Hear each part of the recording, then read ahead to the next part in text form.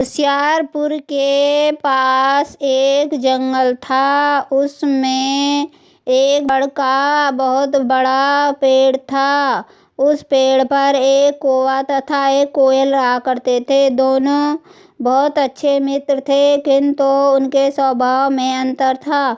कोयल अच्छे स्वभाव वाली, दयावान तथा मीठा बोली बोलने वाली थी।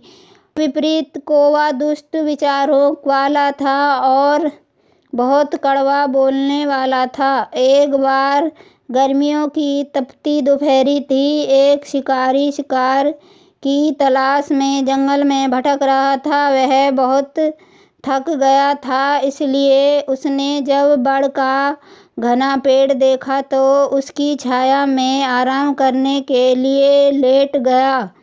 लेटते ही उसे नींद आ गई। कोयल उस पेड़ के ऊपर बैठी थी। उसने देखा कि सोए हुए शिकारी के चेहरे पर पत्तों से छाया कर धूप पड़ रही है।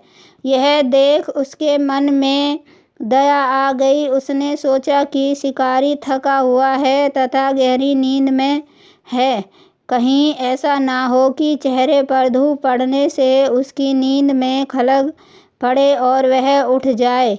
ऐसा सोचकर उसने बड़ के पत्तों के बीच अपने पंख फैला दिए, जहाँ से छनकर धूप शिकारी के चेहरे पर पड़ रही थी। कौवा भी वहीं बैठा यह सब देख रहा था। उसने जब कोयल से इस सज्जनतापूर्वक कार्य को देखा तो यह जल भुन गया। इसी भाव से वह उड़ा और सीधे शिकारी के चेहरे के पास आ गया और उस पर बीट कर दी।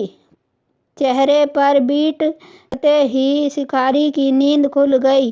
वह क्रोध तमतमाया उठा। कौवा तो बीट कर उड़कर दूसरे पेड़ पर जा बैठा, किंतु कोयल वहीं बैठी रही।